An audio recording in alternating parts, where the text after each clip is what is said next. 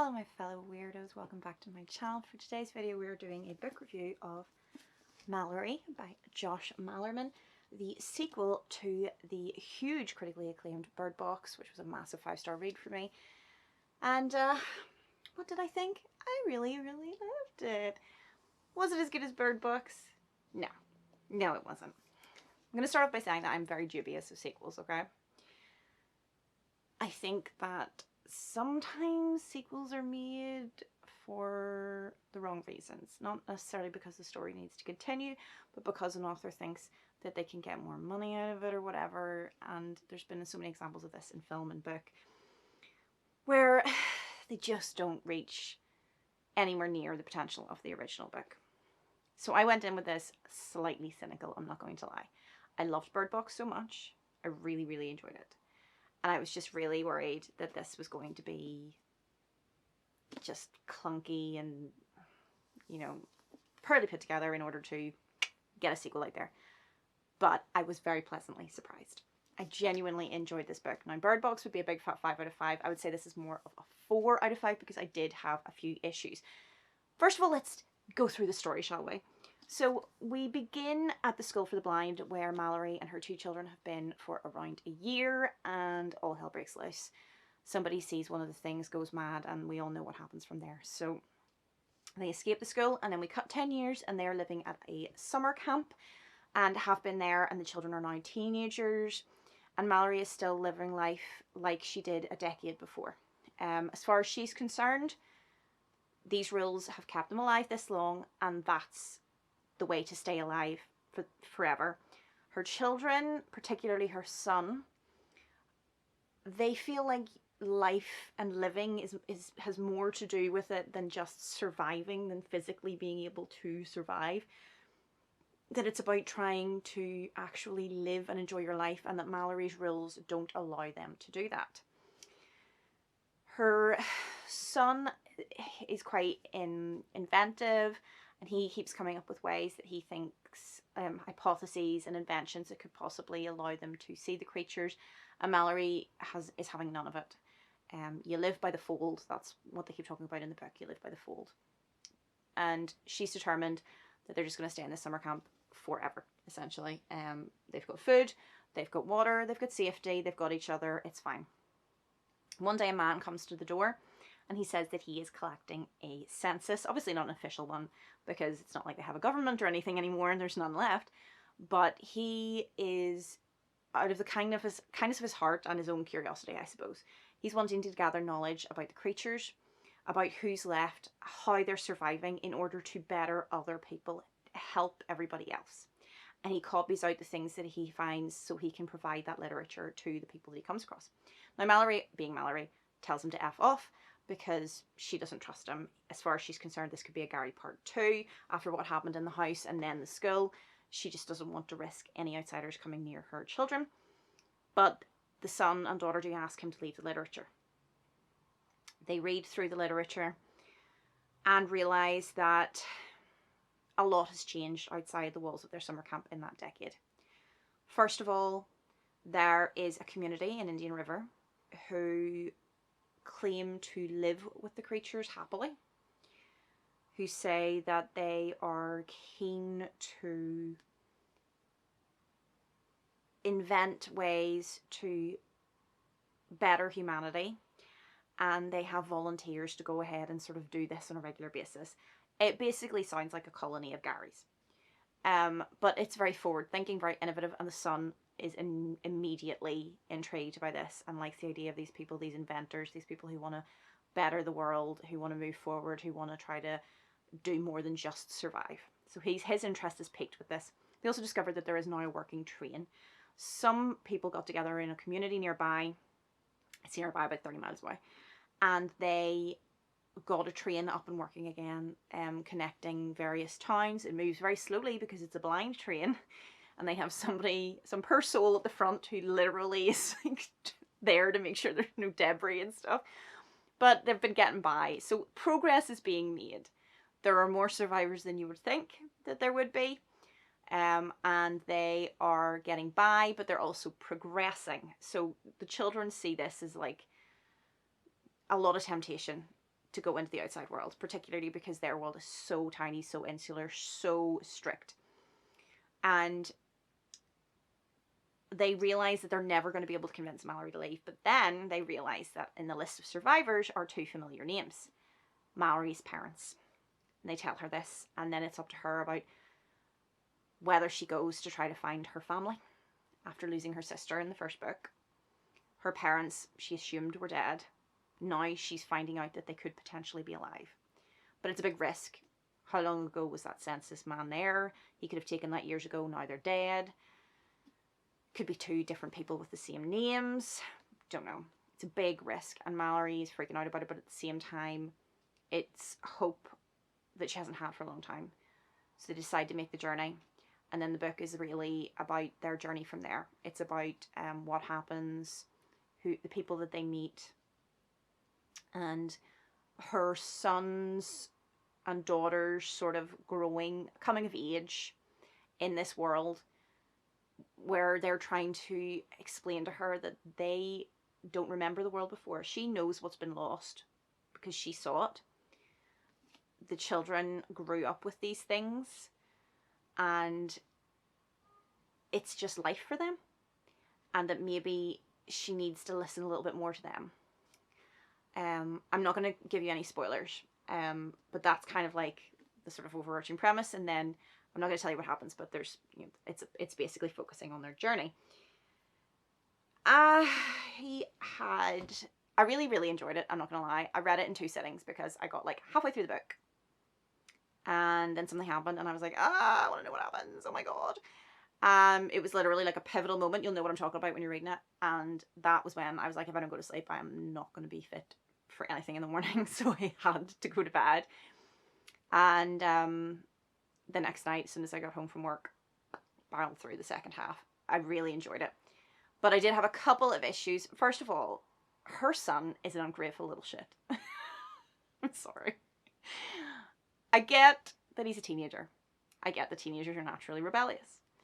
I get that he has grown up with these things, that he has superpower hearing thanks to being raised amongst the creatures and being told to always listen. I get that he wants to progress, wants to do more than just survive.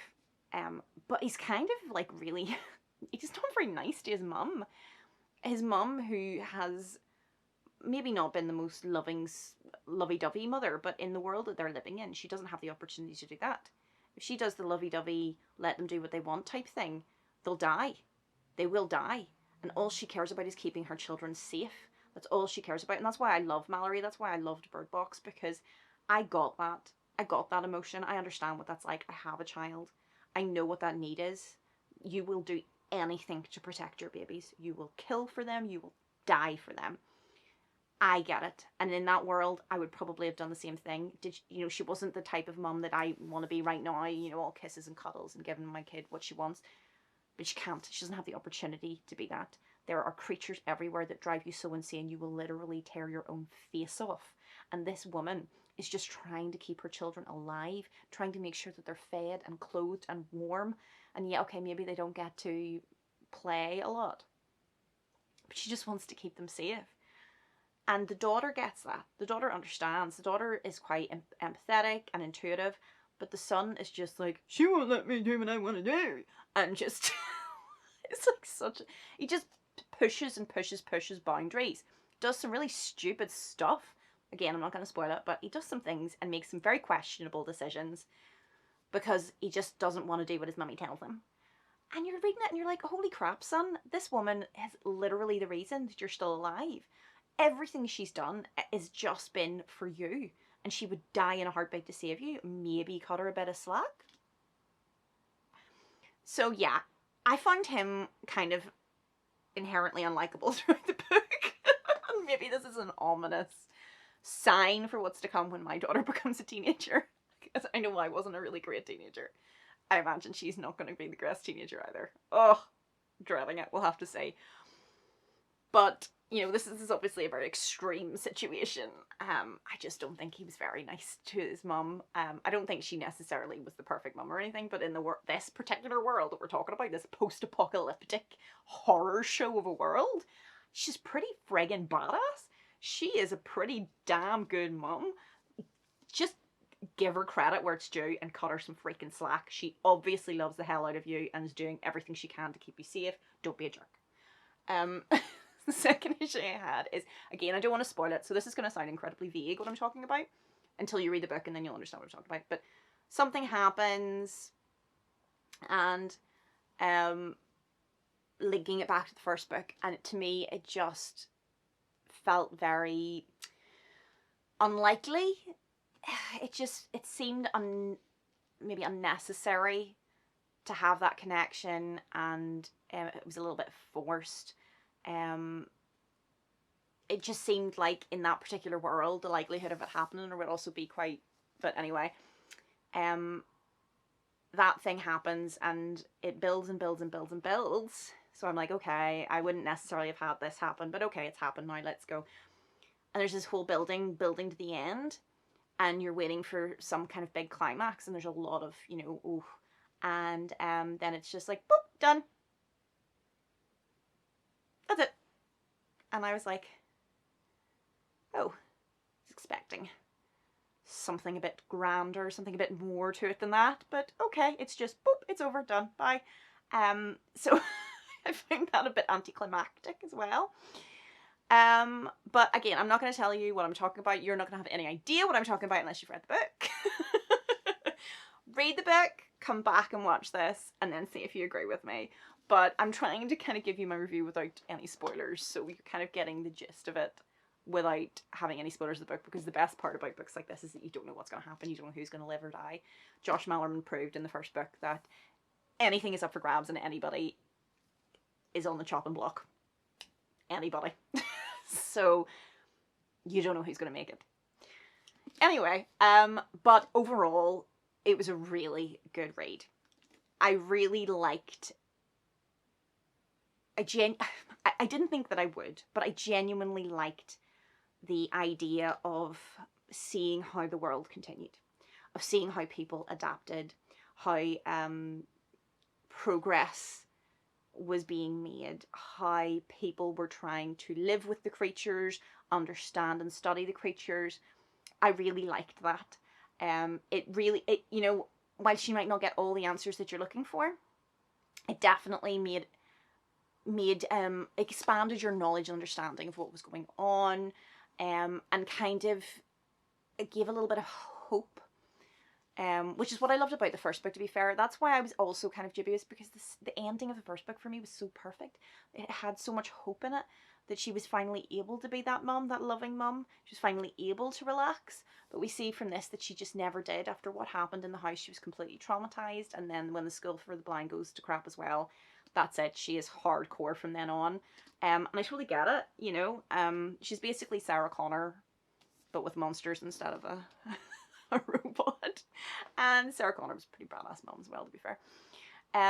But I really did like the exploration of that. I liked meeting these new people in this new world. I liked the possibility of there being new relationships. I liked, again, that there is hope in this book.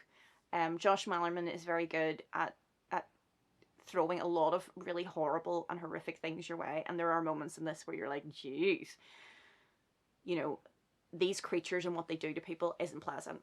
It is scary.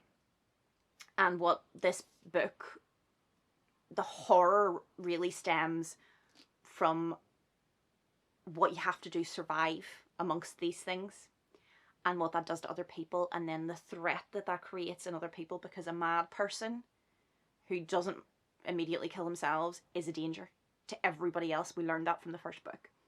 And that's where the horror comes from. It's not necessarily these monsters wandering about, because they're not grabbing people, they're not tearing them apart, they're just there.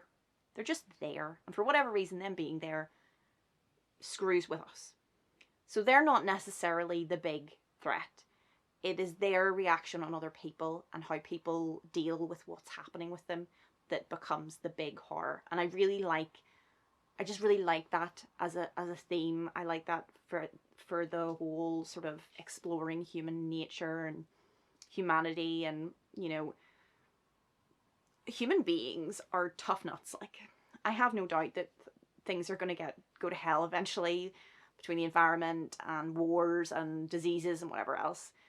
But we're like cockroaches almost. We're just like determined. And I think that this paints a very realistic picture of a kind of post-apocalyptic world. It shows a variety and a range of ways that people behave in that world and how they choose and adapt to survive, and the pluses and minuses of those. It's just a really interesting read from that perspective, from a sociological perspective. So it's a really good horror book. It's a really good exploration of you know, mankind, of humanity, and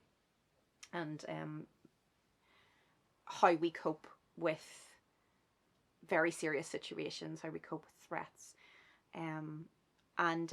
Yeah, it's just a really good book. I'm not gonna lie, guys. Like I said, I would give it a big 4 out of 5. It wasn't as good as Bird Box for me, but it was pretty freaking close. It was pretty close. Which in terms of sequels is a masterpiece, because we all know how bad sometimes sequels can be. Josh Malerman has escaped that trap and created a really satisfying sequel to Bird Box. So I definitely recommend it. I have no doubt this will end up getting made, and I kind of hope that it does, because Netflix did such a great job with the first book, that this would be a really a fun follow-up. Who doesn't love Sandra Bullock? You know, stumbling around with a blindfold on. So yeah, that's it, guys. That's it. I mean, I'm having like a really good reading track record really recently. There hasn't been very many books that I haven't like at least really liked, you know, or completely loved. So I'm doing pretty well. This is going in the loved category. So yeah, 4 out of 5. Buy it. It's good. Really enjoyed it. If you've read it, let me know what you thought. If you understand what I was talking about, my very vague, spoiler-free review, let me know if you agree or not. But keep it spoiler-free down below, guys. I hate spoilers and comments. No. So keep it spoiler-free. Let me know what you thought of the book. Let me know what you thought about Bird Box. Do you want it to get made? All those questions, you know, hit me up down below. If you could also subscribe, I would love you forever. And you know, hit the little bing bell button. Bing. Why did I bing? Hit the bell button so you get a notification every time I post content. I'm so awkward. It's so painfully awkward. And that's it for now, guys. I hopefully this track record continues and there are many more 4- and 5-star reviews to come. But that's me for now. Bye.